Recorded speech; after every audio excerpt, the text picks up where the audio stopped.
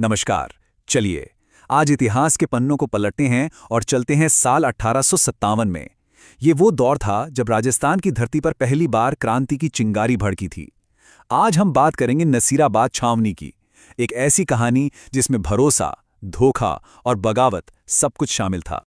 तो आइए इस ऐतिहासिक दस्तावेज के जरिए नसीराबाद छावनी में उस दिन क्या-क्या हुआ, उसे और गहराई से समझते हैं। ये सिर्फ एक मामूली बगावत नहीं थी, बल्कि एक ऐसा ज्वालामुखी था जो महीनों से अंदर ही अंदर खौल रहा था। देखिए, विद्रोह की ये आग अचानक नहीं भड़की थी। इसके भड़कने से बहुत पहले से ही भारतीय सैनिकों के मन में शक और अविश्वास के बीज बोए जा रहे थे। पर सवाल यह है कि आखिर ऐसा हुआ क्यों? आइए एक-एक करके इन कारणों को समझते हैं। तो सबसे पहली और सबसे बड़ी वजह थी 15वीं बंगाल नेटिव इन्फेंट्री का नसीराबाद आना। ये टुकड़ी सीधे मेरठ से आई थी, जो उस वक्त विद्रोह का एक बड़ा गढ़ था। तो जाहिर है ये सैनिक अपने साथ सिर्फ हथियार नहीं, बल्कि वहां की खबरें और बगावत का वो माहौल भी लेकर आए थे।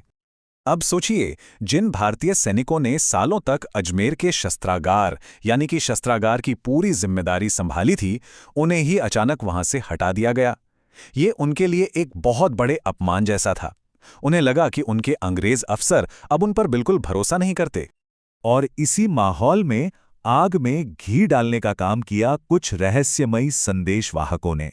ये लोग साधु और फकीरों के भेष में आते थे और सैनिकों के बीच चर्बी वाले नए कारतूसों के खिलाफ बगावत का संदेश फैला रहे थे। और फिर वो हुआ जिसने सारे शक को यकीन में बदल दिया। अंग्रेजों ने भारतीय सैनिकों पर नजर रखने के लिए यूरोपीय टुकड़ियों को बुला लिया। अब तो सैनिकों को पक्का हो गया कि ये उन्हें फंसाकर मारने की कोई साजिश है। तो बात साफ है कि ये विद्रोह रातों रात नहीं हुआ। एक के बाद एक कई चीजें हुईं। मेरठ से तनाव लेकर आए सैनिक, भरोसेमंद गार्ड्स को हटाकर किया गया अपमान, कारतूसों की अफवाहें और फिर यूरोपीय सैनिकों की तैनाती। इन सब ने मिलकर भरोसे की दीवार को पूरी तरह से गिरा दिया था। जब तनाव इतना बढ़ गया कि उसे संभालना नामुमकिन हो गया, तो आखिरकार 28 मई 1857 को वो ज्वालामुखी फट पड़ा। उस दिन घटनाएं बहुत तेजी से घटी। सोचिए, दोपहर 3 बजे तोपखाने पर कब्जा होता है और रात होते होते पूरी छावनी धू-धू कर जल रही थी। इससे पता चलता है कि विद्रोही सैनिक कितने संगठित थे और उनका मकसद बिल्कुल साफ था। लेकिन इस पूरे विद्रोह और हमले में इंसानी जानों का कितना नुकसान हुआ, खासकर उन ब्रिटिश अधिकारियों का जो उस वक्त वहीं मौजूद थे। चलिए देखते हैं। हमले की शुरुआत होते ही 2 बड़े अंग्रेज अफसरों को अपनी जान से हाथ धोना पड़ा। मेजर स्पॉटिसवुड और कर्नल न्यूबरी मारे गए। लेफ्टिनेंट लॉक और कैप्टन हार्डी बुरी तरह जख्मी हुए। ये नाम हमें याद दिलाते हैं कि ये सिर्फ इतिहास की एक घटना नहीं, बल्कि एक हिंसक टकराव था जिसमें असली जानें गई थीं। विद्रोहियों ने सिर्फ लोगों पर हमला नहीं किया, उन्होंने पूरे तरीके से छावनी को तबाह कर दिया। चर्च जला दिए, अफसरों के बंगले जला दिए। उनका मकसद था ब्रिटिश राज के हर निशान को वहां से मिटा देना। लेकिन नसीराबाद को तबाह करना इन विद्रोही सैनिकों की मंजिल नहीं थी। ये तो एक नए और बड़े मिशन की बस शुरुआत थी। नसीराबाद में जीत हासिल करने के बाद वो रुके नहीं। उन्होंने फौरन दिल्ली की तरफ कूच कर दिया।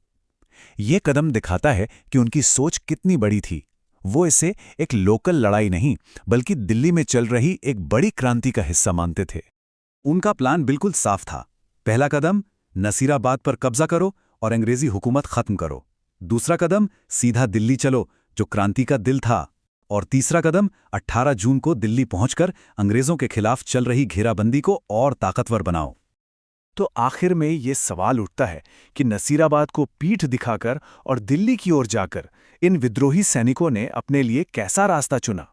उन्होंने बस एक छावनी नहीं जीती, बल्कि उन्होंने एक बड़ी क्रांति की आग में अपनी आहुति देने का फैसला किया।